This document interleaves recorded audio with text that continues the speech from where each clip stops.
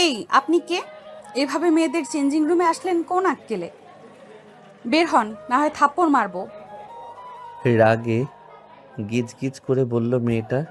এত কম বয়সী মেয়ের মুখ থেকে থাপ্পড়ের কথা শুনে ভারী চমকে গেলাম। শোনো, জাস্ট বের হ। তোর কোনো কথা আমি শুনবো না। বেরিয়ে যাবি নাকি? মাহবুব নিজেকে লুকায়িত করার জন্য এই রুমে ভুলে এসেছিল। তবে যে এমন পরিস্থিতিতে পড়বে কল্পনার বাইরে ছিল তার।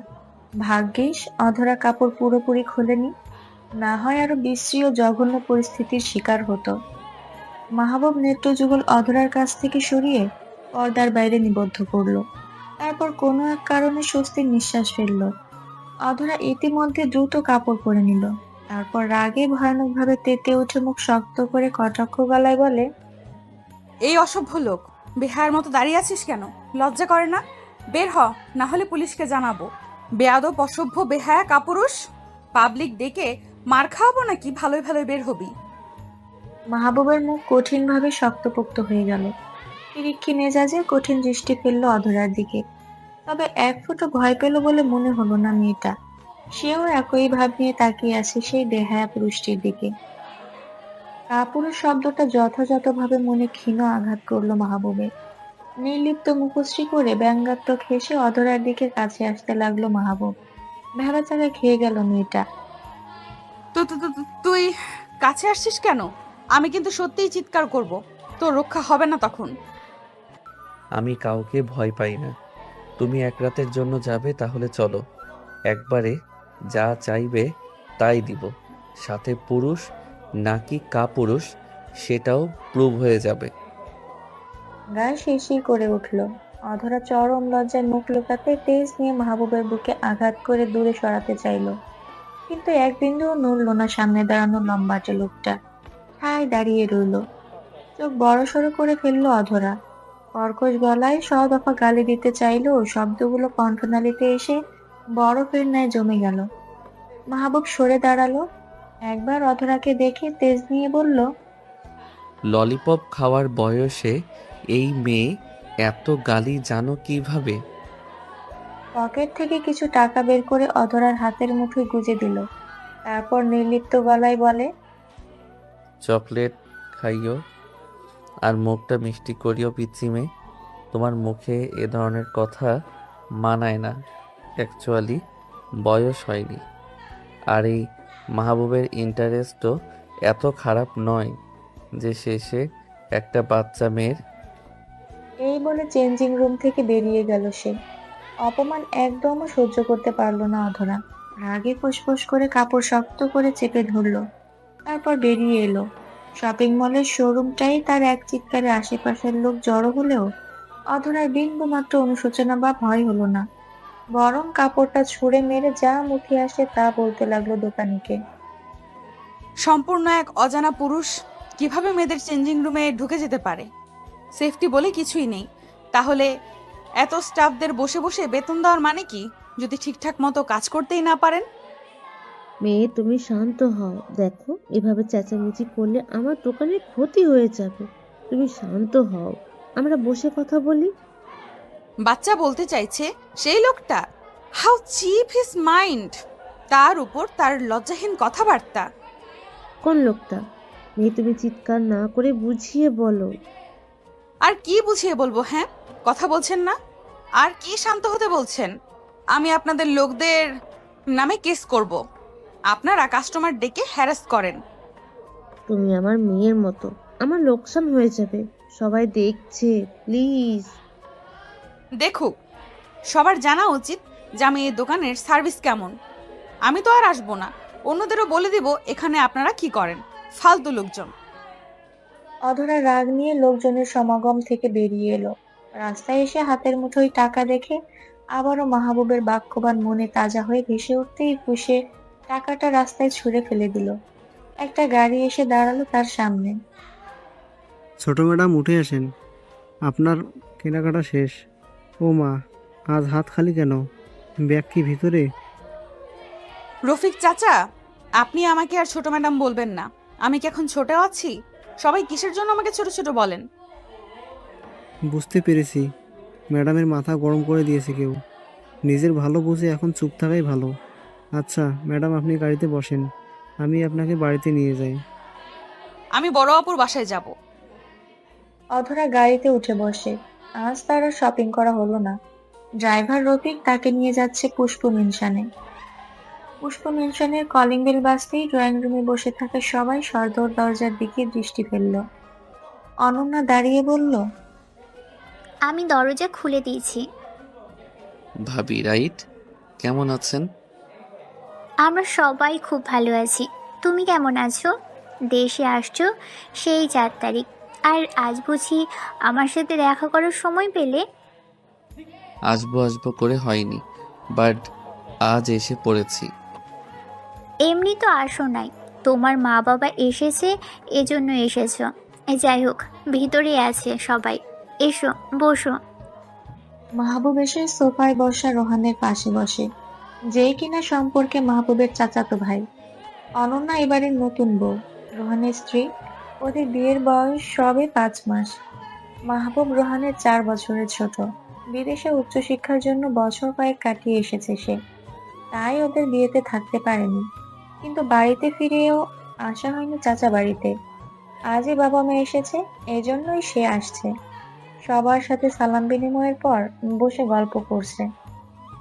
আম্মা, এবার আমরা ভাবছি মাহবুবের একটা বিয়ে করিয়ে দেব, আপনি কি বলেন? হ্যাঁ আম্মা, আমি কিছু মেয়ের সন্ধানও করে রাখছি, যদি মাহবুব তাদের মধ্যে থেকে পছন্দ করে। তোরা নিজেরাই যখন সব ঠিক করে রেখেছিস তাহলে আর আমাকে বলতে হবে কেন? একসাথে বিয়ের দাওয়াত দিলেই তো হতো। মাহবুবের দাদির রাগ সবাই বুঝতে পারলো। রোহান হাসে। দাদা, তুমি রাজি থাকলে আর বাইরে খুঁজতে যাবো না। হ্যাঁ, আমারও তোমাকে অনেক পছন্দ। তাহলে চলো আজ বিয়ে করে ফেলি, কি বলো বউ? শয়তানগুলো বলে কি, আমার কি আর সেই বয়স আছে? আম্মা, আপনি কি চান মেয়ে আমরা না দেখে ছেলেকে ঘরে রেখে দিই? বয়স দেখেছেন? আপনার এক নাতিকে ধরে বেঁধে বিয়ে করানো হয়েছে, ওরও তো বয়স কম হয়নি। আমি সকাল সকাল নাতিপুতির মুখ দেখতে চাই। আহা মিনা, তুমি উত্তেজিত হইও না তো, আম্মাকে আমি বুঝাই বলবনি।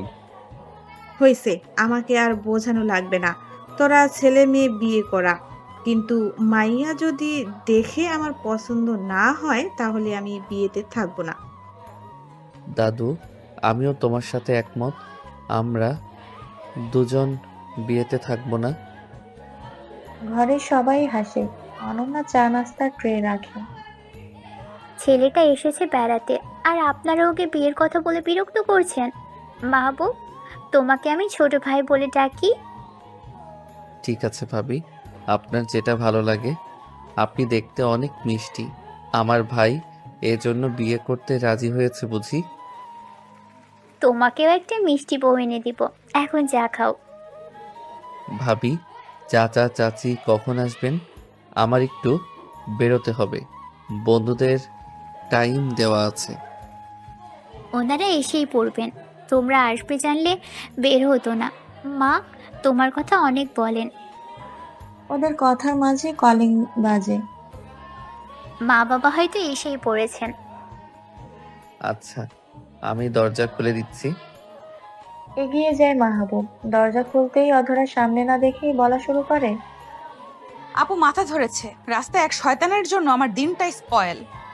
সর সামনে থেকে, ভেতরে যেতে দে, রেস্ট করব। তুমি কি সবার সাথেই এমন তুই তুই করে কথা বলো? তোমাকে আবার কেজি থেকে পড়া শুরু করতে হবে। দেন যদি মুখের ভাষাটা ঠিক হয়। তো তো তুই এখানে কি করছিস? তোর মতো ইতর ছোট লোক এ বাড়িতে কেন? বাড়িটা আমার, তাই আমিই তো থাকবো। তা পিচ্ছি মেয়ে, তুমি এখানে কি করছো? শপিং মলে সিন ক্রিয়েট করে মনের শান্তি ফিরেনি যে এখন বাড়িতেও এসে পড়েছো? এটা তোর বাড়ি? তোর বাড়ি হলে আমি পাও রাখবো না। অধরা রাগ নিয়ে ফিরে এসে ঠাস করে গাড়ির দরজায় লাথি দেয়। ড্রাইভার ভয়ে চমকে ওঠে। মাহবুব মেইন দরজায় দাঁড়িয়ে অধরাকে দেখে আর মুচকি হাসে। আপনাকে বলছি আপুর বাসায় নিয়ে আসতে, আর আপনি আমাকে কোথায় নিয়ে আসছেন? ওই অসভ্য বজ্জাত লোকটার বাড়িতে? ম্যাডাম, আমি তো বড় ম্যাডামের বাড়িতেই আপনাকে নিয়ে আসছি। আপনি এমন রেগে যাচ্ছেন কেন? কেউ দরজা খোলেনি?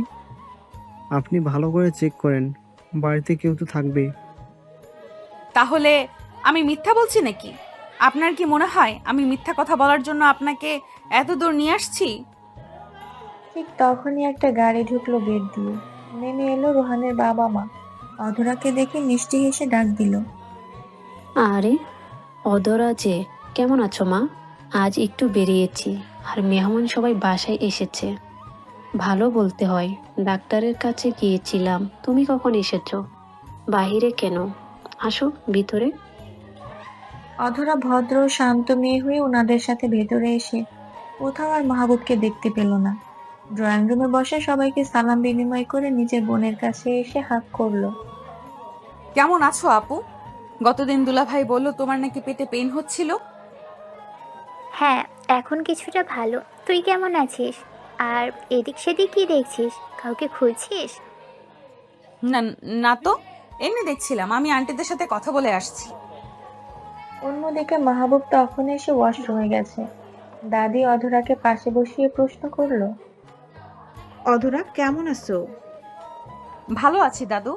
আপনাকে তো দিন দিন আরো ইয়ং লাগছে। আমার দাদাজান বেঁচে থাকলে আপনার একটা লাইন করিয়ে দিতাম।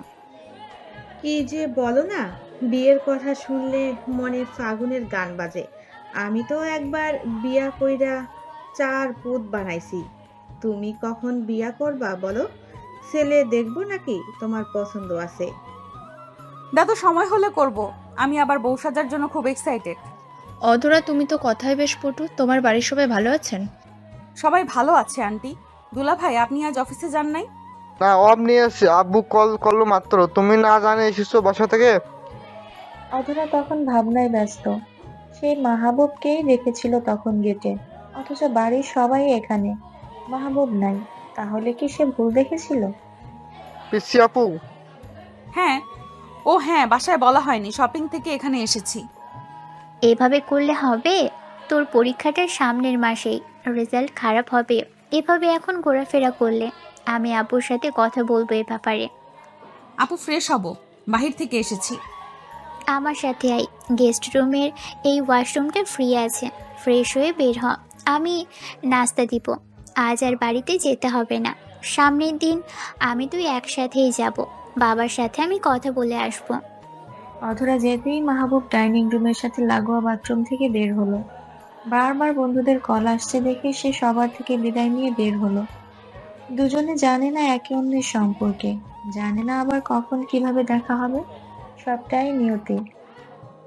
আব্বু, তুমি ভালো আছো? ভালো আছি মা, তুই কেমন আছিস? ও, বাড়িতে কোনো অসুবিধা হচ্ছে না তো? ভালো আছি আব্বু। রোহান আমার খুব খেয়াল রাখে, সাথে বাবা মাও অনেক ভালোবাসেন। শুনে ভালো লাগছে। তোদের মা মারা যাওয়ার পর আমি তোদের ভালোবাসায় কোনো কমতি রাখিনি। চেষ্টা করেছি সঠিক পাত্রের হাতে তুলে দিতে। এখন তো ছোট বোনকে নিয়ে আমার যত চিন্তা। আব্বু, আমার দেবর মাহবুব বিদেশ থেকে পড়াশোনা করে দেশে ফিরেছে। আমি তোমার কাছে শুনতে এলাম অধরাকে না হয় সে কিছুদিন টিউটর হিসেবে গাইড করবে, রেজাল্টটা যদি ভালো হয়। এটা তো ভালো কথা, কিন্তু ছেলেটা কি রাজি হবে? রোহান একবার বলে দিলেই রাজি হবে। তোমার পিচ্চি মেয়ে তো পড়তে বসতে চায় না, তাকে রাজি করাতে হবে। আচ্ছা ঠিক আছে। দুই বাবা মেয়ের কথার মাঝে উপস্থিত হলো অধরার খালামুনি, যে সম্পর্কে বর্তমানে অধরার স্টেপ মাদার। আশরাফ খানের ধারণা ছিল মা মরা মেয়েদের হয়তো খালামুনি মায়ের আদর দিয়ে বড় করতে পারবে, কিন্তু যখন বিয়ে করে রহিমা বেগম বোনের সংসারে আসেন, তার রূপ পাল্টে যায়। তিনি ভালোবাসা তো দূর, বরং অধরা অনন্যাকে পছন্দই করেন না। উনি এসেই অনন্যার উদ্দেশ্যে বাক্য ছুড়লেন। কিরে অনন্যা, শ্বশুরবাড়ি থেকে কতদিন পর আবার বাড়িতে এলি? বাবার খোঁজ তো নিয়েছিস। আমার সাথে কথা বলার প্রয়োজন মনে করিস না। আমি আসলে দুধ ভাত দিয়ে দুটো কালসাপ পুষেছি। সরি খালামণি, আমি এখনই যাচ্ছিলাম আপনার রুমে। বাবার সাথে প্রথম দেখা হয়েছে, অধরাও রুমে চলে গেছে এসেই, তাই বাবার সাথে দুটো কথা শেষ করে আপনার ঘরেই যেতাম। থাক, আর নাটক করতে হবে না। তা থাকবি নাকি? এখনই চলে যাবি? যদি না থাকিস তাহলে আর তোর জন্য রান্নার আয়োজন করতে বলবো না। শুধু শুধু সার্ভেন্ট ওগুলোকে খাটাতে আমার ভালো লাগে না। আহা, কি শুরু করছো তুমি রহিমা? মেয়েটা সবেই পা রেখেছে, তোমার যা ইচ্ছা করো, বাট আমার মেয়েটা এখন শ্বশুরবাড়ি থেকে এসেছে, ওর সাথে কোনো খারাপ ব্যবহার আমি সহ্য করব না। আমি কি এমন খারাপ ব্যবহার করলাম তোমার মেয়ের সাথে? অনন্যার মন খারাপ হয়ে গেল। এজন্য সে বিয়ের পর তেমন একটা বাবার বাড়ি আসতে চায় না। কারণ সে আসলেই তার খালামণি সামান্য কারণ নিয়ে তার বাবার সাথে ঝগড়া করে। শান্তশিষ্ট অনন্যার এত ঝগড়া বিবাদ পছন্দ না। ঝগড়ার আঁচ পেয়ে অধরা ঘর থেকে বেরিয়ে আসে। রাগে হাতের কাছে থাকা শোপিসটা সশব্দে ফ্লোরে ছুঁড়ে মারে, চিৎকার করে বলে, ব্যাস, আমি এখানে আর একটা উচ্চ আওয়াজ শুনতে চাই না। আমার বোন এ বাড়িতে এসেছে, আমার বাবার টাকায় খাবে, বাবার ঘরে থাকবে, আর কারো যদি এতে সমস্যা হয় সে যেন সোজা বেরিয়ে যায়। অধরা, চুপ কর, তেমন কিছুই হয়নি, তুই রাগ করিস না। আমি জাস্ট শাওয়ার নিয়ে বের হতে না হতেই কথা শুনতে পেয়েছি। আর কথা হলে এ বাড়ি আগুন ধরিয়ে পুড়িয়ে দিব। ফাজিল মহিলা কোথাকার। অনন্যা অধরার হাত ধরে ওর ঘরে নিয়ে গেল। আশরাফ খান চুপচাপ মুখ চেপে হাসলেও রহিমা বেগম দ্বিগুণ রেগে ওখান থেকে প্রস্থান করলেন। যেতে যেতে মনে মনে বললেন, দিন দিন এই মেয়েটা আমার হাত ফসকে যাচ্ছে। এটাকে শায়েস্তা করতে না পারলে আমার নামও রাহিমা না। একটাকে তো বিয়ে করিয়ে বিদায় করেছি, এটার জন্য ব্যবস্থা করতে হবে। লোকে বলে না, দেয়ালে পিঠ থেকে গেলে তখন মানুষ ঘুরে দাঁড়ায়। অধরার ব্যাপারটাও ঠিক তাই। সে একটু বেশিই ছোট ছিল যখন তার মাকে হারায়। তাই রহিমা বেগমের জ্বালাতন অধরা যেন একটু বেশিই ফিল করেছে। এজন্য অধরার স্বভাব ধীরে ধীরে রাগী, রুক্ষ, বদমেজাজি স্বভাবে পরিণত হয়েছে। পিছি, তুই এত উত্তেজিত হোস না। খালামণি কিন্তু আমাদের ভালোবাসে, পরিস্থিতি একটু ভিন্ন, এই জন্যই মাঝে মধ্যে এমন করে। আপু, আমাকে বোঝাতে এসো না তো, বাদ দাও। তুমি আজ থাকো, ফ্রেশ হও, রাতে ভাইয়াকে আসতে বলবো, পার্টি করব। না রে, তোর ভাইয়া তো আসার কথা শুনলেই চলে আসবে, কিন্তু বাড়িতে মায়ের শরীরটা ভালো যাচ্ছে না। আমি বাড়িতে থাকলে তার একটু সাহায্য হয়। আজ চলে যাই, পরে আরেকদিন আসবো তোর ভাইয়ের সাথে। আমি সব বুঝি এখন। তুমি ওই মহিলা ঝামেলা করবে ভেবে চলে যেতে চাইছো? হুম। ওদের কথার মাঝে 10 বছরের একটা ছেলে এসে অনন্যাকে আপু বলে জড়িয়ে ধরলো। অনন্যা খুশি হয়। কেমন আছিস ভাই? স্কুল এখন ছুটি হলো বুঝি? আমি ভালো আছি। তুমি তো শ্বশুরবাড়ি যে ভুলেই গেছো আমাকে, একটু ফোনও করো না। সরি রে, আপু তো কাজ করার জন্য সময় বের করতে পারি না। তুই আমাকে ফোন দিস, আমি রিসিভ করব, কেমন? মিথ্যা বলছো কেন? সত্য বলো। আন্টি বকবে দেখলে, এই জন্য রাহাতকে ফোন করো না। আপু, আম্মু বোকা দিল, আমার কিছু হবে না, তুমি কল দিও। আজ কিন্তু তোমায় যেতে দেব না। আপু, চলো আমার রুমে, তোমাকে আমার আর্ট গ্যালারি দেখাবো। আমি কত সুন্দর আর্ট করেছিলাম, এবার তো একটা প্রাইজও পেয়েছি। চলো চলো। পরের দিন অধরা বসে চিপস খাচ্ছে আর টিভিতে কার্টুন দেখছে। অধরার খালামণি বেরিয়েছে শপিং করতে, আশরাফ সাহেব অফিসে, রাহাত বেরিয়েছে মাঠে বাচ্চাদের সাথে খেলা করতে। কলিং বেল বাজছে। অধরা বিরক্ত হয়। আলসেমি ছেড়ে দরজা খুলে দিতেই মাহবুবকে দেখে থমকে যায়।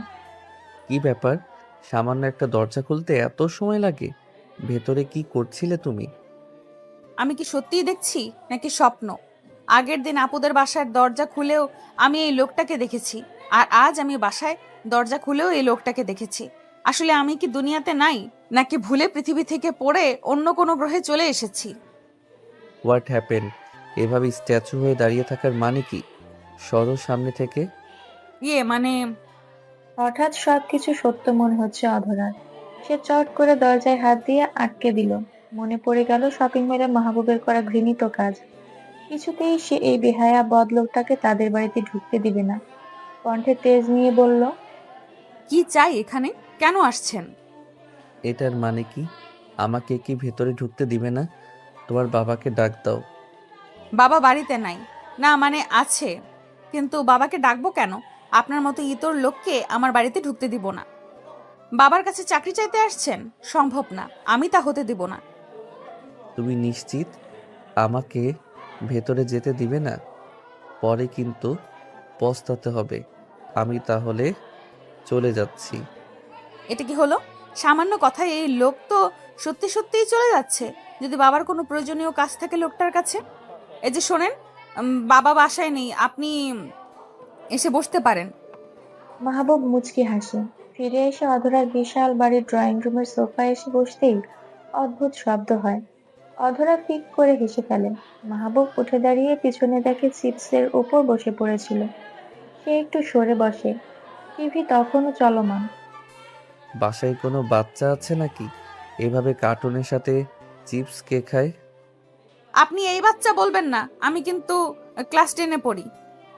অধরার কথায় মাহবুব অবাক হয়। শেষ কিনা তার ভাই তাকে পাঠিয়েছে একটা বাচ্চা মেয়েকে পড়াইতে। সে আফসোস করে নিজের কপালের উপর। কোথায় এখন সে ইউনিভার্সিটির ক্লাস নেবে, সেখানে কিনা একটা 10-এ পড়া বাচ্চা মেয়ে। বড়ই উপকার করেছো 10-এ পড়ে। না হলে দেখা যেত সত্যি কোনো কিন্ডার গার্ডেনের বাচ্চাকে পড়াতে হতো। মানে আপনি কি শিক্ষক, মানে টিউটর? আমার এত ফালতু সময় নাই। তোমার বাবা কোথায়? আমাকে আসতে বলে সে নাই। কল করো। বয়ে গেছে আমার, প্রয়োজন হলে বসে থাকেন। চা কফি কিছু লাগলে বলেন। এইভাবে অপমান করার পর চায়ের অফার? ঠিক আছে, ব্ল্যাক কফি, নো সুগার। ওই দিকে কিচেন, বানিয়ে এনে নিচে 1 কাপ খান আর আমাকে 1 টেবিল চামচ চিনি দিয়ে 1 কাপ দিয়েন। অধরা এটা বলে অন্য পাশে সোফায় বসে বাকি চিপসটুকু শেষ করছে। মাহবুব বিরক্ত নিয়ে তার দিকেই চেয়ে আছে। একটু পর বাড়িতে ঢুকলেন রহিমা বেগম। তার দুহাত ভর্তি শপিং ব্যাগ। বাড়ির ড্রয়িং রুমে অচেনা ছেলে আর অধরাকে বসে থাকতে দেখে উনি হাতের শপিং ব্যাগ ওখানেই ফেলে চটজলদি অধরার কাছে এসে চুলের মুঠি করে ধরলেন। ঘটনার আকস্মিকতায় মাহবুব থমকে গেল। ছি ছি ছি, আমরা কেউ বাড়িতে নাই আর এই সেই সুযোগে বাড়িতে নাগর নিয়ে এসেছিস আর আমাকে রাত দিন ধমক দিস। আজ তোর কি হাল করি দেখিস। আহ লাগছে, ছেড়ে দাও আন্টি, আমার চুল ছাড়ো, ভালো হবে না বলে দিচ্ছি। ছাড়বো ছাড়বো, তোর আগে পাড়া প্রতিবেশীকে ডাকি, তোর কাণ্ড কারখানা বলি, তারপর তোকে ছেড়ে দিব। আজ তোর মুখে চুনকালি নাম লাগিয়েছি। ছাড়ো আমাকে, আমি কিছু করিনি। তুমি কি সব বলছো? ছাড়ো। রহিমা চিৎকার চেঁচামেচি শুরু করে দিলেন। অধরাকেও ইতিমধ্যে 2-4 চর বসাতেই মাহবুব রেগে ধমকে উঠল। এই কি করছেন কি আপনি? শুধু মহিলা মানুষ দেখে আমি কিছু বলছি না। ছাড়ুন মেয়েটাকে। এভাবে এসে মারছেন কেন? ছাড়েন বলছি। রহিমা বেগম ছাড়লেন তো না, বরং উচ্চ আওয়াজে চেঁচামেচি শুরু করে দিলেন। আশেপাশের সবাই এসে হাজির হতেই রহিমা ছেড়ে দিল অধরার মুঠি করা চুল। লোকজন এসে রহিমা বেগমের কথায় বিশ্বাস করলেন। জোর করে মাহবুবের দুহাত পেছনে মুড়ে বেঁধে দিলেন।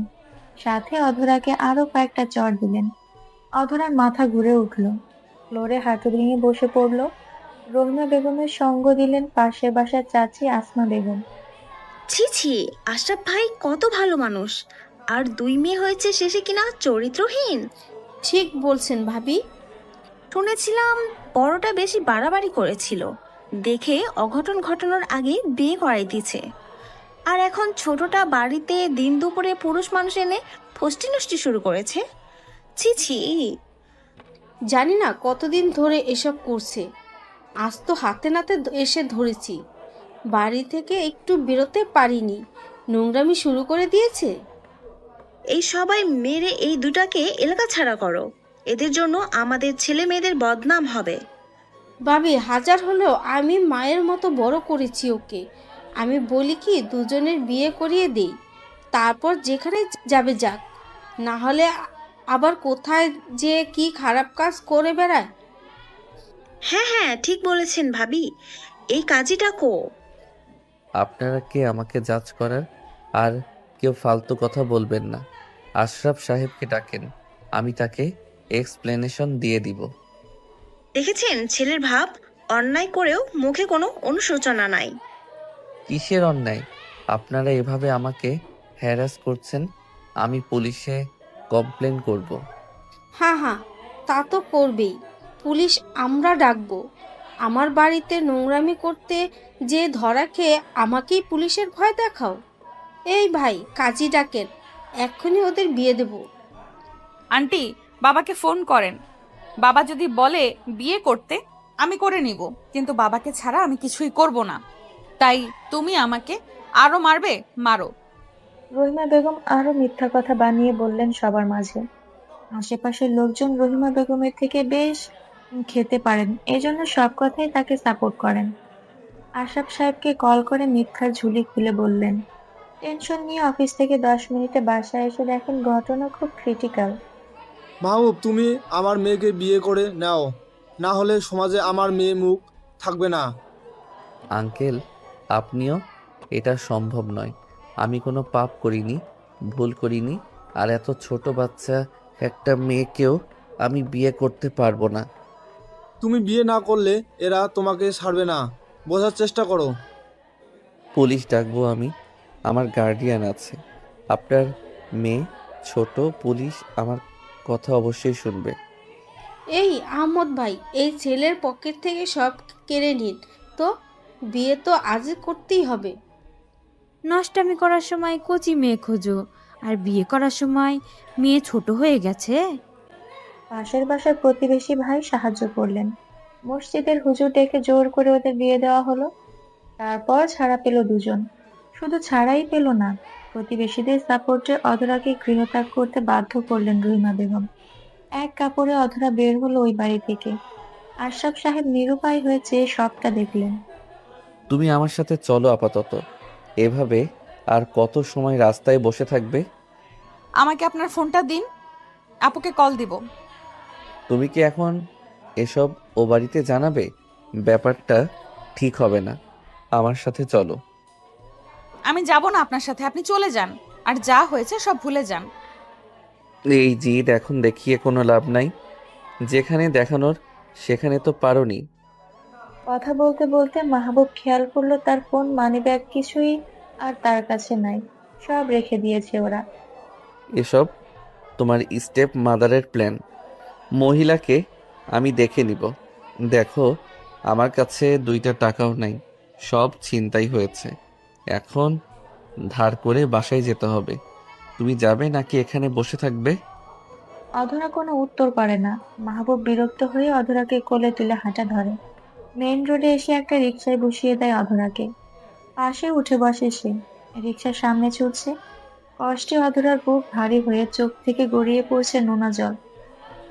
অন্যদিকে আউট। এই কি হাতটা পুড়েছ নাকি? সাবধানে চা আনবে তো, দেখি হাতটা। তেমন কিছু না, ঠিক আছে, সামান্য গরম চা পড়েছে। এটা সামান্য? দেখি বার্ন ক্রিমটা লাগিয়ে দেই। রোহান অনন্যাকে টেনে বিছানায় বসিয়ে নিজ হাতে ক্রিমটা লাগিয়ে দেয়। অনন্যার মন আচমকা খুব খারাপ হয়েছে। ভুলে গরম চা আনতে যেয়ে হাতে লেগেছে। জ্বলছে হাতটা, তাও যেন অনন্যার সেদিকে মন নেই। কি হয়েছে তোমার? আবারও কি পেটে পেন হচ্ছে? ডাক্তার কাছে যাবে? না, ঠিক আছে, হঠাৎ পিচিটার জন্য মন খারাপ হচ্ছে। কল করে নাও, গতদিন এই তো গেলে ও বাড়িতে, কয়দিন থেকে আসতে। দেখি কল করে। মনটা কেমন জানি করছে, মনে হচ্ছে কোথাও কোনো একটা ভুল হচ্ছে। অনন্যা কল দেয় অধরা, ফোন বেজে চলে, কিন্তু কেউ ধরে না। একসময় বাজতে বাজতে বন্ধ হয়ে যায়। অনন্যার মন কাঁদে, বাবাকে কল দেয়। আশরাফ খান কলটি ধরেই কেঁদে ফেলেন। মা রে, আমার ছোট মেয়েটার সাথে ভারী অন্যায় হয়েছে। আমি বাবা হয়েও তোকে হেফাজত করতে পারলাম না, আমি কিছুই করতে পারিনি। এমন করে বলছো কেন বাবা? পিচিটার কি হয়েছে? কোনো অন্যায়ের কথা বলছো? কি হয়েছে অন্যায়? বাবা কাঁদছে কেন? দেখো না বাবা কি বলছে, কিছুই তো বুঝতে পারছি না। আপু শুধু কান্নাই করছে। ফোনটা আমার কাছে দাও দেখি। রোহান খুব ধীরে আস্তে আশরাফ সাহেবকে বোঝান এবং কি হয়েছে তা ক্লিয়ার করে শুনে নেয়। নিজের ভাইয়ের সাথে এমন অবিচার শুনে রেগে যায় রোহান, কিন্তু কাউকে কিছু বুঝতে দেয় না। অনন্যাকে সামলায় সে। অন্যদিকে মাহবুবের রিকশা এসে থামে তার বাড়ির সামনে। অধরা ভয়ে কুঁকড়ে যাচ্ছে। এসে পড়েছি। তুমি কি নামবে নাকি এখনো কোলে তুলে নিব? আমার ভয় করছে। আপনার বাবা মা কি বলবেন? আপনিই বা তাদের কি বলবেন? আমাকে আপুর কাছে দিয়ে আসেন। চুপচাপ নামো, বাকিটা আমি বুঝে নিব। গম্ভীর শোনালো মাহবুবের কণ্ঠ। অধরা আর কথা বলল না, চুপচাপ নেমে দাঁড়িয়েছে। মাহবুব গেটে থাকা দারোয়ানের থেকে টাকা নিয়ে রিকশা ভাড়া দিল। তারপর অধরার হাত ধরে ইশারা করলো এগোতে। অধরার পা যেন জমে যাচ্ছে, সে পা সামনে দিয়েও যেন পিছিয়ে নিচ্ছে। মাহবুব বিরক্ত হয়ে পাজা কোলে তুলে নিল। আমার মনে হচ্ছে তুমি আমার কোলে চড়ার জন্য এমন করছো। এখন তো বউ, তুমি বললে যখন তখন কোলে নিতে পারি। কি করছেন? প্লিজ, এটা আপনার বাড়ি, আমাকে নামিয়ে দিন। কেউ দেখলে সর্বনাশ। মাহবুব মুচকি হেসে ঘরের দরজায় অধরাকে নামিয়ে দিল। কলিং বেলের শব্দে মিনা বেগম দরজা খুলে দুজনকে দাঁড়িয়ে থাকতে দেখে বলে উঠল, কি ব্যাপার, তুই তো গিয়েছিলি অধরাকে ওকে বাড়িতে নিয়ে আসছিস, সব ঠিক আছে? হুম, ঠিক আছে। অধরা এ বাড়িতে থাকবে, ওকে একটু ফ্রেশ করিয়ে রেস্ট নিতে দাও। আমার একটু কাজ আছে, বেরোচ্ছি। আরে শোন। মাহবুব কথা শুনলো না, বরং ঠাস ঠাস পায়ে শব্দ তুলে বাড়ির গ্যারেজের দিকে এগোলো। অধরা কিছুই বলছে না। মিনা বেগমের সন্দেহ হলো, তারপরেও কিছু জানতে চাইলো না, চুপচাপ গেস্ট রুম দেখিয়ে দিল। অধরা হেঁটে এসে বিছানায় বসলো। মুখটা এখনো জ্বলছে, জ্বরের দাগ স্পষ্ট। মিনা বেগম এসে ডাক দিলেন, অধরা, আসবো ভেতরে? আসেন আন্টি, এটা তো আপনার বাড়ি, অনুমতি নেওয়ার কি আছে? আইসো। ব্যাগ। তোমার মুখে আঙুলের দাগ কালো হয়ে আছে, এটা দিলে কিছুটা আরাম পাবে। আমি দিয়ে দিব? না না আন্টি, আপনার কষ্ট করতে হবে না, আমিই লাগিয়ে নিব, ধন্যবাদ। ড্রেস পাল্টাবে? এটা ছিঁড়ে গেছে, দেখা যাচ্ছে। আমি কি একটা শাড়ি এনে দেব? আমাকে নিয়ে ব্যস্ত হবেন না আন্টি, আমি এতেই ঠিক আছি। একটুই ছিঁড়েছে, সমস্যা নেই। আচ্ছা, তাহলে কিছু লাগলে ডাক দিও, পাশের ঘরেই আছি। মিনা বেগম চলে যায়। অধরা বসে বসে মুখে আইস ব্যাগ লাগাচ্ছে, মাঝে মাঝে ব্যথায় চোখ খিচে বন্ধ করে নিচ্ছে। অন্যদিকে অনন্য সবটা শুনে থমকে যায়। তাহলে আমার বোনটা এখন কোথায়? মাহবুবকে ওকে নিয়ে গেছে, নাকি অধরা নিচে কোথাও চলে গেছে? এত কান্নাকাটি করো না তুমি কিন্তু, আর ফোনটা সুইচ অফ করছে বারবার। চাষিকে কল দেবো। দিয়ে শোনো তো, অধরা আছে কিনা ওখানে। মাহবুব নিজের গাড়িটা বের করে নিয়ে কোথাও যাচ্ছে। গাড়ির বক্সে থাকা ছোট মুঠোফোনটা বের করে কল দিল তারেকের কাছে। তারেক মাহবুবের গার্ড। স্যার বলেন, কি সমস্যা? তোমার ছুটি শেষ তারিখ, কাজে ফিরতে হবে। আমার ফোন নিয়ে গেছে, কার্ড সব মানিব্যাগে ছিল। বুঝতে পারছো আমি কোন অবস্থানে আছি? এসব কিভাবে হলো স্যার? ডিটেলস বলার সময় নাই। তোমার প্রথম কাজ প্রতিবেশী আসমা আর তার হাজবেন্ডের কাছেই সম্ভবত আমার ফোন উদ্ধার করবে। আর 3 নাম্বার গোডাউনে 2টাকে বেঁধে রাখবে। তোমার কাছে 4 ঘন্টা সময়। কিন্তু স্যার, আরে স্যার, নিজের কথা শেষ হতেই ফোন কেটে দেন। আমারও তো কথা থাকতে পারে। তারেক বিকেলের আলসেমি ঘুমটা ছেড়ে বিছানার মায়া ত্যাগ করে উঠে পড়ল। তারেকের বউ চায়ের ট্রে হাতে এগিয়ে এলো। ছুটিটা বেশ আরামেই কাটছিল, কাজের ডাক পড়াতেই তারেকের মুড অফ। ব্যাগপত্র গুছিয়েছি, বাসায় চলে এসো, আমার যেতে হবে, হাতে সময় কম। কি বলছো, যেতে হবে? এই না বললে চা খাবে আমার হাতের, কত সুন্দর করে চা করে আনছি। স্যার, আপনি আমাকে আয়েশ করে বউয়ের হাতে চাটাও খেতে দিলেন না। বদদোয়া দিচ্ছি, আপনার কপালে এমন বউ জুটবে যে কখনো চা বানাতে পারবে না। এই, তুমি বিড়বিড় করে কি বলছো? আরে সত্যি যাবে? শার্ট পরছো যে। তোমার কি মনে হয় আমি তোমার সাথে মশকরা করছি? চা খাওয়ার সময় নেই, তুমি একলা আসতে না পারলে এখানে থাকো, আমি কাজ সেরে এসে তোমাকে নিয়ে যাব। তারেক বেরিয়ে পড়ে। নাজমা মন খারাপ নিয়ে হাতের চা নিজেই খেয়ে নেয়। সন্ধ্যা পেরিয়ে রাতের প্রথম প্রহর। মাহবুবের গাড়িটি বাড়ির গেটে ঢোকে। গাড়ি পার্ক করে ড্রয়িং রুমে আসতেই দেখতে পায় তার বাবা মা বসে আছে। চোখ ঘুরিয়ে অধরাকে দেখতে পেল না। এদিকে আয়, তোর সাথে কথা আছে। সেই বেরিয়েছিস, এখন ফেরার সময় হলো। কি বলবা বলো? ফ্রেশ হবো, খাবো, পেটে ক্ষুধা। মিতা, থাকো না, পরে কথা বলি। ছেলেটা বলছে ক্ষুধা পাইছে, খেতে দাও আগে। তুমি চুপ করে বসো, বারবার ছেলের পক্ষ নেবে না। তোমার জন্য ছেলে আজ বাড়িতে একটা মেয়ে তুলতে সাহস পেয়েছে। আগে আমার সব প্রশ্নের উত্তর চাই। আচ্ছা ঠিক আছে, বাবা বলে দে তো, মেয়েটাকে তোর কোথা থেকে তুলে আনছিস? ওর বাড়ির লোক জানে? তুই কি ওকে বিয়ে করতে চাস? আমার কিন্তু মেয়েটাকে ভারী পছন্দ হয়, কিন্তু তোর মা পছন্দ করে না।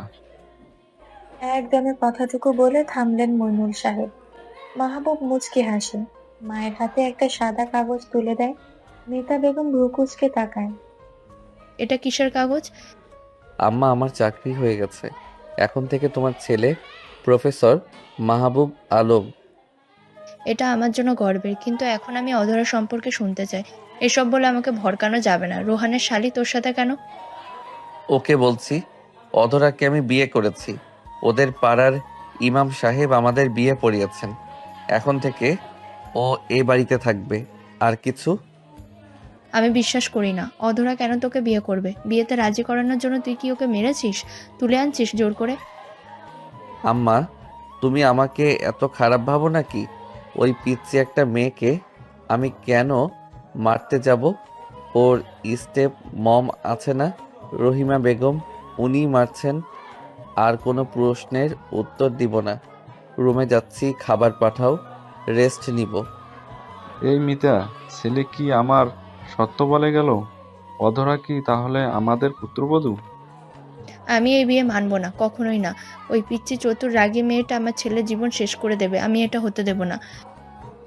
মাহবুব নিজের ঘরে যাবে ভেবেও গেস্ট রুমে এলো। অধরা শুয়ে আছে।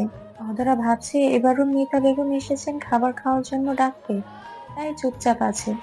কিন্তু মাহবুবকে ঢুকতে দেখে চমকে উঠে বসে।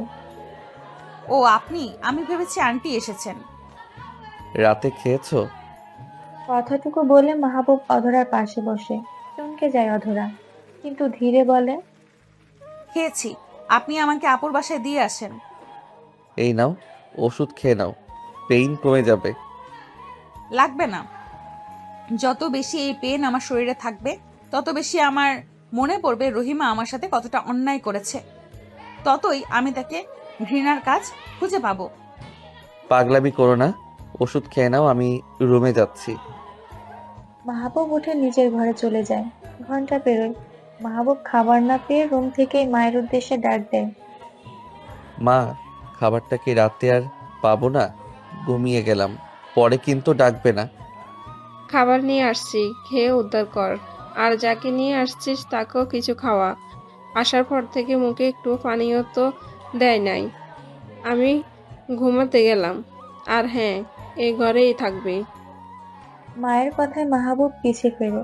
তার মায়ের হাতে খাবার, আর তার পাশে দাঁড়ানো অধরা। মাহবুব মায়ের কথাটুকু বুঝতেই বসা থেকে দাঁড়িয়ে পড়ল। মা, অধরা এই ঘরে কেন? তোমার সাথে রাখো, না হয়তো গেস্ট রুমে। বিয়ে করেছিস কি বউকে অন্য ঘরে রাখতে? যাই হোক, রাত অনেক হয়েছে, যা কথা সকালে শুনবো। আমি গেলাম। অধরা এখনো আমার পাশে স্ট্যাচুর মতো দাঁড়িয়ে না থেকে যাও, খাটে গিয়ে বসো। খাবার রেখে গেলাম, দুজনে খাও। মিতা বেগম চলে যান, রেখে যান একটা ঘরে দুই প্রান্তের দুটো মানবকে। অধরা ধীর পায়ে খাটের কোণে বসে। মাহবুব দরজা লক করে খাবারের প্লেট টেনে বসে। আমি এ ঘরে আসতে চাইনি। আপনার মা আমাকে জোর করলেন ওনার শাড়ি পরতে, তারপর এ ঘরে নিয়ে এসেছেন। তখন যে বলছো তুমি রাতে খেয়েছো, মিথ্যা বলছো। মিথ্যা বলা আমার সহ্য হয় না। এরপর থেকে আমাকে আর মিথ্যা বলবে না। খেয়ে নাও। অধরা আর কথা বলে না, চুপচাপ খেয়ে নেয়। মাহবুবের ঘরের লাইট অফ করে দিতেই অধরা যেন চমকে ওঠে, কিন্তু কিছু বলে না। অধরার মনে অজানা ভয়, মাহবুব কি তাকে বুঝবে একদিন। কে আসো? কে আমাকে বেঁধে রাখছো? খুলে দাও বলছি। কে তোমরা? ওগো, এ কি হলো আমাদের? দেখো, আমাকেও তুলে এনেছে। কারা এসব করলো? আমি কি করে বলবো? ঘরটা এতে অন্ধকার, কিছুই ভালোভাবে দেখা যাচ্ছে না। এখানে কি আর কেউ আসো? মনে হয় আর কেউ নেই, শুধু তুমি আর আমি এখানে। অন্ধকার ঘরটায় এক পাশে মৃদু লাইটের আলো পড়ে। দেখা যায় অন্ধকারে এক মানব অবয়ব। মানুষটা এসে চেয়ার টেনে বসে। তার পাশে এসে দাঁড়ায় আরেকটা মানবের ছায়া। আলোটা ধীরে ধীরে বাড়ে। আহমদ আর আসমার চোখে স্পষ্ট হয় মাহবুবের ভয়ঙ্কর রাগী চেহারা। দুজনেই কেঁপে ওঠে মাহবুবের নজর দেখে। ওই ছেলেটা না আধারের সাথে ধরা খেয়েছিল? কথাটি বলতেই তারেক এসে ফোঁস করে আসমা বেগমের মুখে থাপ্পড় দেয়। আমার অনেক বড় ভুল হয়ে গেছে, আমি বুঝতে পারিনি। রহিমা ভাবির টাকার লোভে পড়ে ভুল করে ফেলেছি বাবা, আমাকে ছেড়ে দাও, মাফ করে দাও। তারেক, আমার ফোনটা পাওয়া গেছে। স্যার ফোন নাকি বিক্রি করে দিয়েছে। ওয়ালেট পেয়েছি কিন্তু টাকা নেই। কার্ডগুলো সেফ আছে, নিন। বাবা আমাকে ছেড়ে দাও, যা ভুল ওরা করেছে আমি কিছু করিনি। স্যার, ও মিথ্যা কথা বলছে। ও আপনার ফোন বিক্রি করে সেই টাকা দিয়ে লাল পানি খেয়ে উড়িয়েছে গত রাতে। সব মিথ্যা, আমাকে বিশ্বাস করো, সব মিথ্যা বলছে এই মহিলা। স্যার আমি ওকে বার থেকে তুলে আনছি। মনে হয় না আসমা ঠিক বলছে। নেশার জন্য গত রাতে ও বলতেই পারেনি ফোনে কি করেছে। জানতে চাইলে উল্টোপাল্টা উত্তর দিচ্ছে। ইচ্ছা মতো পিটা ওরে। আমার ফোন সেল দিয়ে লাল পানি? ওই, আর মানিব্যাগ ফাঁকা কেন? 20,000 প্লাস সামথিং ক্যাশ ছিল, ওগুলা কই? মানিব্যাগের টাকা রহিমা আমাদের সবাইকে দিয়েছিল, কিন্তু বিশ্বাস করুন আমি 2,000 টাকা পেয়েছি। বাকি রহিমা কাদের দিয়েছে আমি জানি না। আপনি বললে আমি আপনার 2,000 টাকা আপনাকে ফিরিয়ে দেব। তাও আমাকে ছেড়ে দিন, আমাকে মারবেন না স্যার। আচ্ছা এটা বল, কতদিন থেকে তোরা ওদের দু বোনকে নির্যাতন করছিলি? স্যার সব দোষ এই মহিলার। ও রহিমা ভাবির টাকার লোভে পড়ে সব সময় মিলে ওদের শুরু থেকে জ্বালাতন করছে স্যার, আমি কিচ্ছু করিনি। তারেক, ফোন উদ্ধার করো। আর এই দুইটার এমন ব্যবস্থা করবে বলা লাগবে না নিশ্চয়ই। মাহবুব উঠে চলে যায়। আসমা বা আহমদের কান্না তার হৃদয় ছুঁতে পারে না, বরং ওদের দেখলে তার রাগ বাড়ে। সেদিনের করা অপমান, অপদস্থ অধরার উপর করা অত্যাচার সবই মনে পড়ে যায়। তারেক ওর সঙ্গীদের ডাক দিল আসমা আহমদ এর খাতির যত্ন করার জন্য। অন্যদিকে অনন্যা, তুমি কি শুনেছো মাহবুব নাকি তোমার বোনের সাথে? ছি ছি, আমার বলতেও লজ্জা করছে। তোমাদের ফ্যামিলিকে ভালো মনে করতাম, কিন্তু এখন এসব কি শুনছি?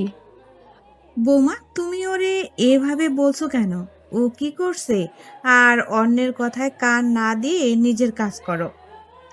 আম্মা, সব সময় আপনি আমাকে চুপ করাতে পারবেন না। আমি তো এসবের কিছুই জানতাম না। যদি রহিমা আপা কল করে না বলতেন, ঘরের মানুষ যদি ফোন করে জানায়, তখন তো কথা মিথ্যা না। আম্মা, আপনি আমার খালামণির কথা বিশ্বাস করবেন না। উনি আসলে এখন কি নিজের খালার নামে বদনাম করবে? উনি যদি এতই খারাপ হতেন তাহলে আমাদের পালতেন না। তুমি ওর সৎ মায়ের কথা বিশ্বাস করছো বৌমা? সৎ মা হলেও নিজের মায়ের বোন তো হয়। সে সত্য বা মিথ্যে যাই বলুক, বদনাম তো হয়েছে, তাই না? আর এতে আমাদের ফ্যামিলির কথা উঠবে, স্বাভাবিক। আমাকে মাফ করে দিন আম্মা। আমার বোনটা ছোট, অবুঝ। অবুঝ কোথায়? বলো ভালো বুদ্ধিমান, না হলে মাহবুবের মতো ছেলেকে পাশাতে পারে? যেমন দেখতে সুন্দর তেমন তার পড়াশোনা, আর ফ্যামিলিও তোমার চেয়ে হাই ক্লাস। বৌমা, তুমি তোমার কাজে যাও তো।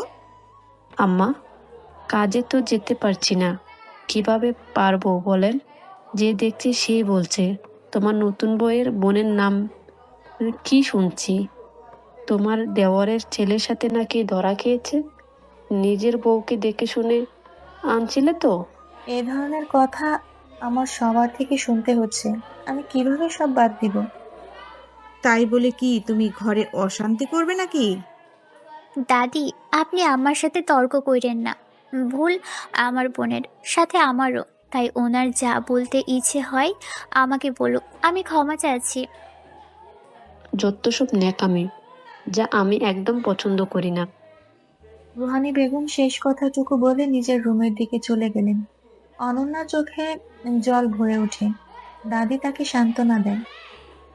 অন্যদিকে অধরা মন খারাপ নিয়ে বসে আছে। মাহবুব এসে তার সামনে এক গাঁটটি বই রাখতেই অধরা চমকে যায়। এগুলো কি? এত বইপত্র কেন? আমার বউ হতে গেলে আগে নিজের যোগ্যতা প্রমাণ করো। সবটা তোমার স্টার্ট করো। পরীক্ষা দেওয়ার চিন্তা আছে কি নেই? আপনার বউ হওয়ার আমার কোনো ইচ্ছা নাই। আমি আর পড়াশোনা করব না, পরীক্ষাও দিব না। ঠিক আছে, রোহান ভাইকে ফোন করে বলি যে তুমি রাস্তায় বা গাছতলায় থাকতে চাইছো, কারণ পড়াশোনা ছাড়লে আমি তো জায়গা দিবই না, আর রোহানও যে দিবে না তা আমি এনশিওর করব। রাস্তা আরেকটা অবশ্যই আছে, তোমার ওই রহিমা আন্টি। অধরা বিরক্তি ফিল করলো, কিন্তু অপশন নাই দেখে আর নাকচ করতে পারলো না। মাহবুবের সিরিয়াস ফেস দেখে সে ধরেই নিয়েছে পড়াশোনা না করলে সত্যিই তার জায়গা রাস্তার গাছতলা। কল্পনা করতেই অধরা যেন ভয় পেল। নীরবতা সম্মতির লক্ষণ ধরে নিয়েছি, তাহলে সামনের দিন থেকে আমার ড্রাইভার তোমাকে স্কুলে নিয়ে যাবে, নিয়ে আসবে, আর আমি কলেজ থেকে ফিরে তোমাকে নিয়ে বসবো। শিডিউল করে নিও কোন চ্যাপ্টারে সমস্যা হয়, এসে দেখব। এখন ফ্রেশ হয়ে খেতে আসো। আমার ভালো লাগছে না, আপনি খেয়ে আসেন। এক কথা দুবার বলবো না, সোজা তুলে নিয়ে যাব। অধরা মনে মনে মাহবুবকে আচ্ছা মতো বকে চোখে মুখে পানি দিয়ে খেতে আসে। লাঞ্চের টেবিলে সবাই বসে আছে। মইনুল সাহেব অধরাকে দেখে মুচকি হাসি দিলেও মিতা বেগমের মুখের রং বেজার। মা, তোমার কি কি খাবার পছন্দ বলো, আমি বিকেলে বাজার করতে যেয়ে নিয়ে আসবো। আমার একটা কথা আছে, আগে ক্লিয়ার করি। এভাবে কেন কথা বলছো? বলো, কি বলবে? তোমার উপরে কি আমরা কখনো কথা বলি? আমার একটা মাত্র ছেলে, আমার ইচ্ছা সবাইকে নিয়ে বড় আয়োজনে বিয়েটা করাবো, ভালো একটা ফ্যামিলিতে। কিন্তু তা যখন হয়নি, আমি এখন ছোট আয়োজন করে সবাইকে জানাতে চাই ছেলের বিয়ে করার খবর। এখন না মা, সময় হলে আমি নিজেই জানাবো। কেন? এখন কিসের সমস্যা? তোমার কাছে তো বিয়ের খরচ চাইনি।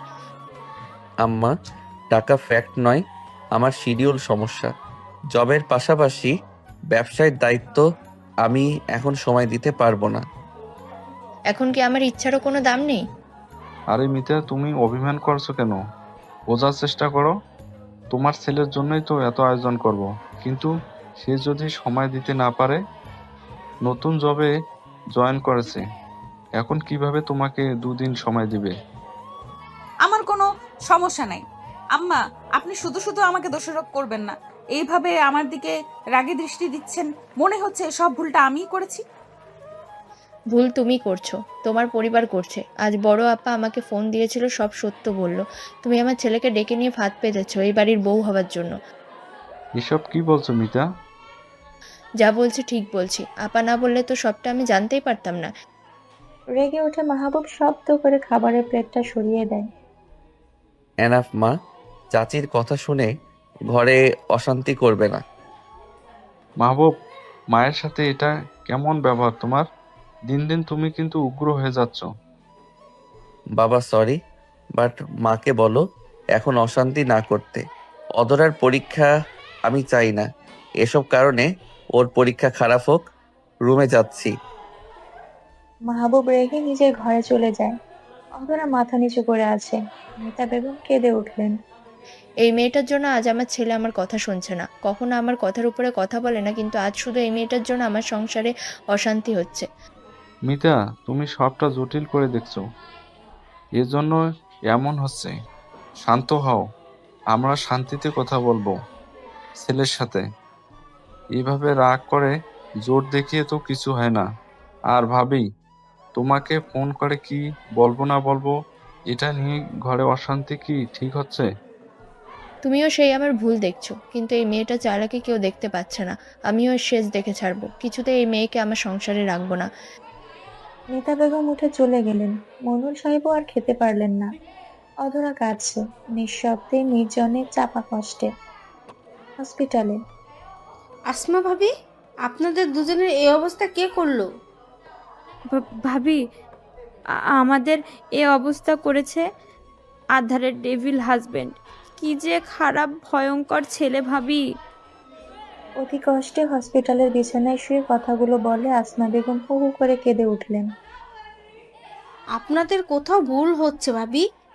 অধরার বর তো একজন টিচার মাত্র, সে আপনাদের দুজনকে তুলে নিয়ে মেরে হসপিটালে ভর্তি করবে কেন? সত্যি বলছি ভাবি, ওই ডেভিল কোনো সাধারণ মানুষ না ভাবি, ও একজন ভয়ঙ্কর মানুষ। আপনি একটু সাবধানে থাকবেন। করেছেন উল্টাপাল্টা কিছু, তাই হয়তো কারো কাছে দুজনে মার খেয়ে হসপিটালে এসে এখন দোষ দিচ্ছেন অদরার হাজবেন্ডের উপর, আর আমাকে তাই বিশ্বাস করতে হবে? আমার কথা বিশ্বাস না হলে আপনার ভাইয়ের কাছে যে শুনেন। আচ্ছা ঠিক আছে, যাই হোক, থাকেন তাহলে শুয়ে, আমার লেট হয়ে যাচ্ছে এখন, আমি আবার পরে আসব।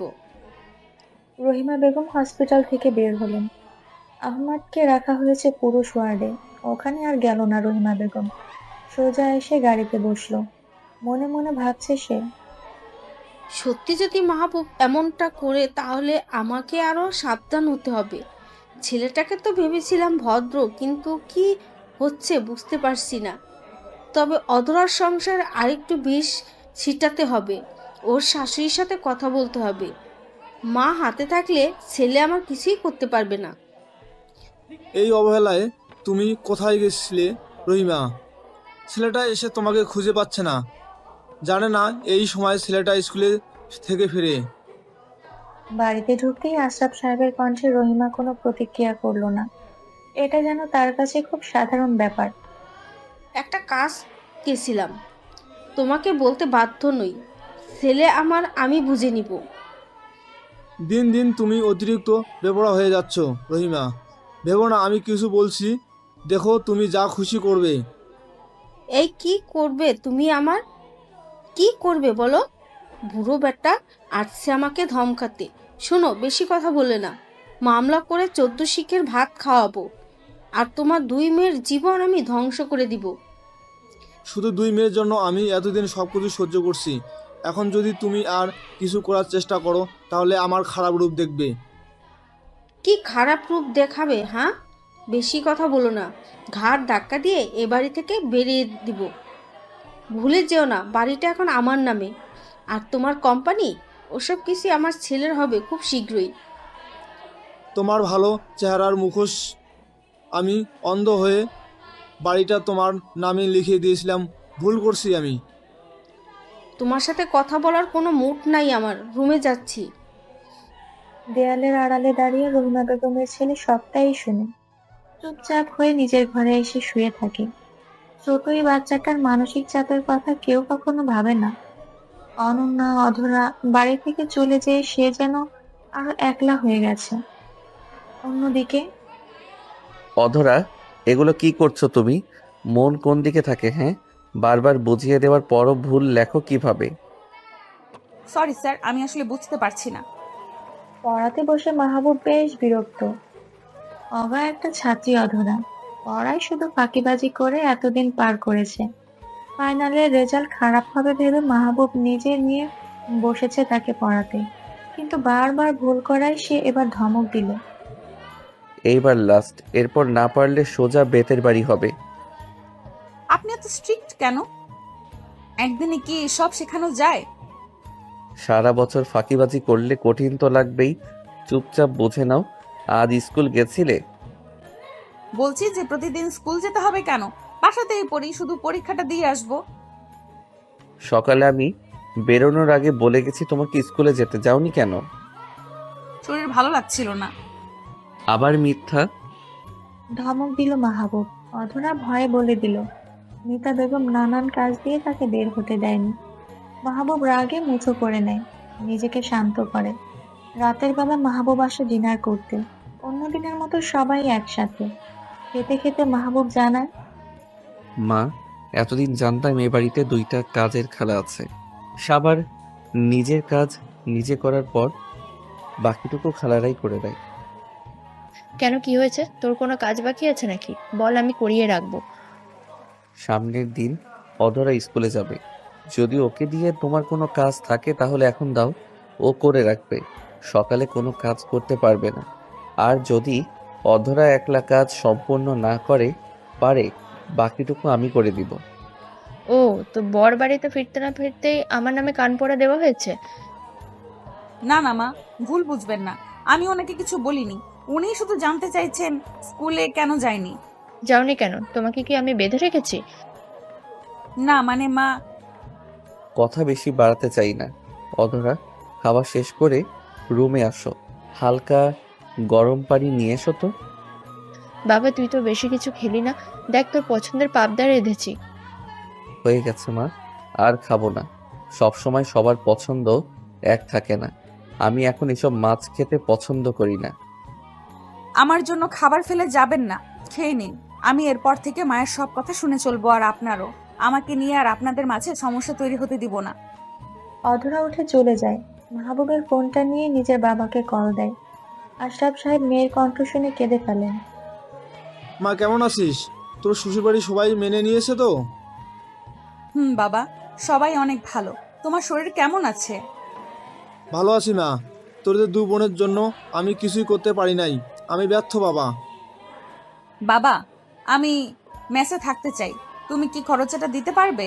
এখানে থেকে স্কুল যেতে অনেক দূর হয়ে যাবে, এই জন্য ভাবছি কাছাকাছি মেসে থাকবো। আমি সব ব্যবস্থা করে দিব, কিন্তু মাহবুব রাজি হবে?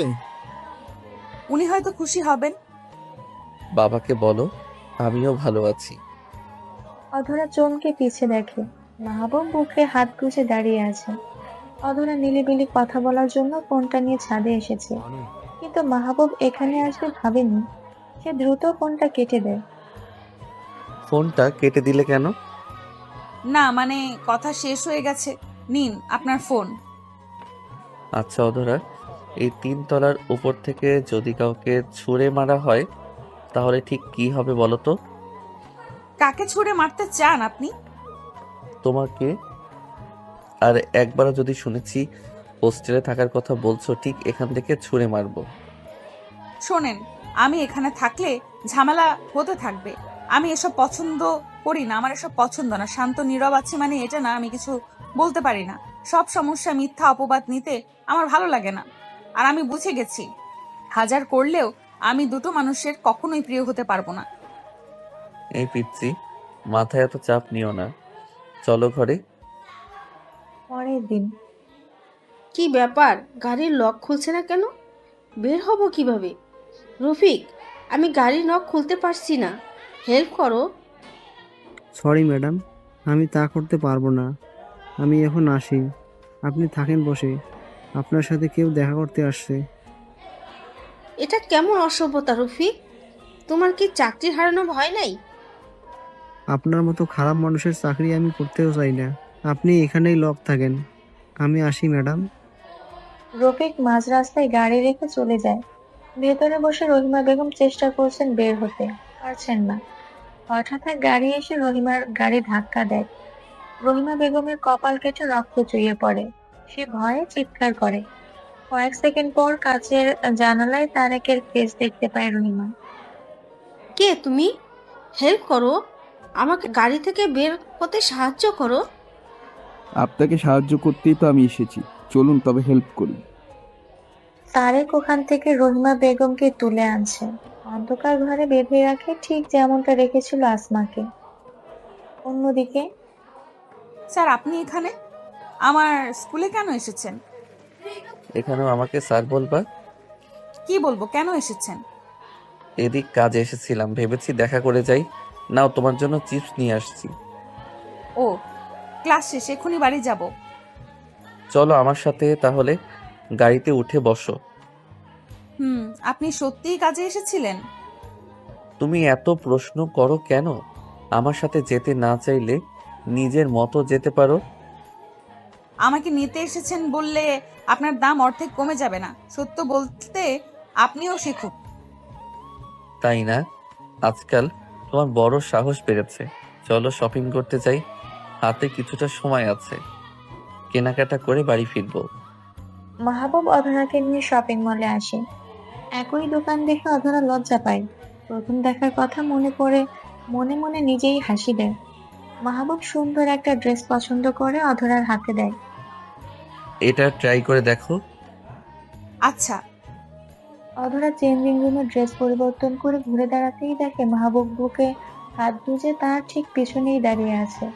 অধরা চমকে যায়। আপনি এখানে? এটা সুন্দর লাগছে, কিন্তু এটার জিপার খোলা। আমি সেট করে দেই। মানে? না, লাগবে না, আপনি বাইরে যান। এতটুকু শক্তি নিয়ে আমাকে ঠেলে বের করতে পারবে না। শুধু শুধু ট্রাই করছো। তুমি আমার বউ, আমি তোমার জন্য এতটুকু করতেই পারি। লাগবে না, আপনি বাইরে যান। ঠিক তখন বাহির থেকে দোকানি আওয়াজ দেয়। ম্যাডাম, কোনো সমস্যা? আমাকে বলুন, ভেতরে কি অন্য কেউ গেছে? ম্যাডাম, আমি কি ভেতরে আসবো? ইস, দোকানি আপনাকে এখানে দেখলে আমার লজ্জায় পড়তে হবে। কেন এসেছেন? আমি সমস্যার সমাধান করে দেই। ওনাকে যেতে বলবো? তার চেয়ে বরং চুপই করে থাকুন। ম্যাডাম, আপনি উত্তর না করলে আমি ভেতরে আসতে বাধ্য হব। আন্টি, আমি ঠিক আছি, ভেতরে কেউ আসেনি, আপনি যেতে পারেন। উনি যেতেই অধরা উকি দিয়ে দেখে বের হয়। মাহবুব মুচকি হেসে অধরা পাশাপাশি বের হতেই দোকানি মহিলা সামনে এসে দাঁড়ায়। ম্যাডাম, আপনি না বললেন ভেতরে একা? তাহলে উনি কে? দেখুন, আমাদের দোকানের কিছু নিয়ম কানুন আছে। এভাবে আপনি একটা ছেলেকে মেয়েদের চেঞ্জিং রুমে নিয়ে যেতে পারেন না। আপনি কি নোটিশ লেখাটা পড়েন নাই? সরি আন্টি, আমি এই পিচিটার হাজবেন্ড। আমি নিজ থেকেই ওখানে গেছিলাম। দোকানি আর কিছু না বলে ওখান থেকে চলে যায়। অধরা শপিং হাতে মাহবুবের পিছু পিছু এসে গাড়িতে উঠে বসে। মনটা তার আজ অনেক ভালো লাগছে। অধরা বাড়িতে ঢুকতেই মিতা বেগম এগিয়ে আসেন। অধরার হাতের দিকে তাকিয়ে ভ্রু কুঁচকে বলে ওঠেন, স্কুলের নাম করে কোথায় ঘুরে বেড়াচ্ছ? এবারের একটা মান সম্মান আছে, এভাবে যেখানে সেখানে ঘুরে ফিরে বেড়াবে না। মা, আমি তো থাকার বলতে হবে না, ফ্রেশ হয়ে কিচেনে আসবা, রাতে রান্না করব, সব গুছিয়ে দেবে। গাড়ি পার্ক করে মাহবুব এসে তার মায়ের কথা শুনে। মিতা বেগম খেয়াল করেনি তার ছেলেও বাড়িতে এসেছেন। হঠাৎ মাহবুবকে দেখে তিনি মুখের কথা ফিরিয়ে নেন। আমি বলছি অধরা, ফ্রেশ হয়ে খেতে আসো। মা, দয়া করে আমার সামনে আর নাটক করো না। আমার লাস্ট একটা কথা শুনে রাখো, অধরাই আমার ওয়াইফ। কোনো কিছুর বিনিময়ে আমি ওকে ছাড়বো না। তাই অযথা চেষ্টা করো না ওকে আমার জীবন থেকে দূর করার। এতে তুমি না আমার মন থেকে দূর হয়ে যাও, বরং অধরাকে অ্যাকসেপ্ট করতে শেখো। না হলে আমি বলতে পারছি না কতদিন আমি তোমাদের সাথে থাকতে পারবো। মা, আপনার ছেলের কথায় কিছু মনে করবেন না, আমার কোনো সমস্যা নেই, আমি এক্ষুনি সবটা আপনাকে গুছিয়ে দিব। আর আমার ছেলের সামনে আমাকে খারাপ বানিয়ে এখন আদিক্ষেতা দেখাতে হবে না, যাও এখান থেকে। কাকিমা, ভালো আছেন? আপু, অধরা দৌড়ে তার বোনকে জড়িয়ে ধরে। অনন্যার চোখেও পানি। কেমন আছো পিচিটা? ভালো। তুমি এতদিন পর আসছো কেন? কাকিমা, আমার বোন কি কোনো ভুল করেছে যে আপনি তাকে ধমকাচ্ছেন? না আপু, তুই ভুল বুঝছিস। তুমি এখানে গোয়েন্দাগিরি করতে এসছো? বিচার করবা আমার? তোমার বোন আমার ছেলেকে ঠকিয়ে এবারের বউ হয়ে আসছে, এখনো ঘাড় ধাক্কা দিয়ে তোমার বোনকে বের করে দিনি, এটা কি কম না? কাকিমা, আমার বোন জোর করে যদি এমন করে থাকে তাহলে আপনার ছেলেকে ডাক দিন, আমি আমার বোনকে সঙ্গে করে নিয়ে যেতে চাই। এখানে থেকে অপমান অপদস্থ হতে দিব না আমার বোনকে। কি ব্যাপার? এখানে কি হচ্ছে? ভাবি, আপনি কখন এসেছেন? দেখ, এখন তোর বউয়ের বোন এসেও আমাকে বেশি কথা শোনাচ্ছে। এসব দেখার জন্যই তো আমি ছেলে এত বড় করছি। ছোট ভাই, আমি আমার বোনকে নিয়ে যাচ্ছি। এভাবে সংসার হয় না। রোজ রোজ এত এত মানসিক চাপের মধ্যে আমার বোন ভালো থাকতে পারবে না। অধরা আপুকে ডেকেছো চলে যাওয়ার জন্য? তাহলে যেতে পারো। লোকটা এমন করে চলে যেতে বলতে পারলো? আমার জন্য কি তার মনে একটুও মায়া হয়নি? সত্যিই তো, আমি হয়তো জোর করে তার জীবনে থেকে যেতে চেয়েছি। অধরা তার আপুর সাথে চলে গেল। মাহবুব আর কিছুই বলেনি। মিতা বেগম অনেক খুশি হয়ে খবরটা নিজের স্বামীর কানে পৌঁছে দিলেন। অনন্যা নিজের বান্ধবীর বাসায় অধরাকে রেখে এলো। তারপর হোস্টেল দেখে উঠে যাবে। দীর্ঘ 3 বছর পর। বাবা, দোয়া করো, আজ আমার ভার্সিটির প্রথম ক্লাস। আমি যেন ভালোভাবে পড়ালেখা করে তোমার মুখ উজ্জ্বল করতে পারি। দোয়া করি মা, তুই এবার এই সফল হবি। এখন বেরিয়ে পড়, না হলে প্রথম দিনেই লেট করে ফেলবি। অধরা বাবার বাড়ি থেকে নেমে ভার্সিটির গেটে পা রাখে। মনে এক অদ্ভুত ভালো লাগা। রহিমা বেগম এখন পাগল হয়ে মেন্টাল অ্যাসাইলামে দীর্ঘদিন। আশরাফ সাহেব, অধরা আর তার ছোট ভাই বাড়িতে বেশ শান্তিতেই থাকে। অনন্যা এখন 2 বছরের একটা ছেলেবাবু নিয়ে স্বামীর সাথে বিদেশে বসবাস করছে। অধরা প্রথম দিন বেশ উল্লাসে কাটে। রফিক এসেছে গাড়ি নিয়ে অধরাকে নিয়ে যেতে। ম্যাডাম, বাড়িতে যাবেন নাকি অন্য কোনো প্ল্যান আছে? বাড়িতেই যাব। সামনের দিন শপিং এর জন্য বের হব। ভার্সিটি আসার জন্য আরো কিছু ড্রেস নিতে হবে। ঠিক আছে ম্যাডাম। রফিক গাড়ি স্টার্ট দিবে, ঠিক এমন সময় কেউ গাড়ির দরজা খুলে অধরার পাশে শব্দ করে বসে পড়ে। অধরা চমকে ওঠে। আমাকে ছাড়া বেশ ভালোই দিন কাটে তোমার। আপনি এখানে? রফিক চাচা গাড়ি চালান, আজ শ্বশুর বাড়ি যাব। অনেক দিন শ্বশুরের খোঁজ নেওয়া হয় না। আচ্ছা স্যার। কোথা থেকে এসেছেন? অফিস থেকে, মানে টিচার্স অফিস। নিউ কামার, এজন্য জানো না। আমি বর্তমানে এখানের প্রফেসর। ও, আপনার বাবা মা ভালো আছে? হুম, ভালো। শুধু আমি ভালো নেই। মাহবুবের কথায় অধরা তার দিক থেকে দৃষ্টি সরিয়ে নিল। চোখের কোণে পানি জমে অধরার। 3টা বছর অনেকটা দিন। লোকটার সাথে তার কোনো দেখা নেই, কিন্তু এক মুহূর্তের জন্য তাকে ভুলতে পারেনি। আজকের এই অনাকাঙ্ক্ষিত দেখাই অধরার কান্না পায়। মাহবুব সিটে গায়ে নিয়ে চোখ বন্ধ করে নেয়। দুজনে চুপচাপ, আর কোনো কথা নেই। স্যার, আমরা পৌঁছে গেছি। ধন্যবাদ চাচা। আপনি ধীরে ড্রাইভ করছেন, সাথে আমি ভালো একটা ঘুমও দিতে পারছি। ম্যাডাম, আপনি কি গাড়িতেই বসে থাকবেন? আপনি যান, আমি পরে আসছি। কেন, পালানোর ইচ্ছা আছে নাকি? তা হবে না, একসাথেই ভেতরে যাব। চলেন। এভাবে বলছেন কেন? আচ্ছা ঠিক আছে, চলেন। তবে হ্যাঁ, বাবা জানতে চাইলে বলবেন একা এসেছেন। আমি কিন্তু আপনাকে আনি নাই।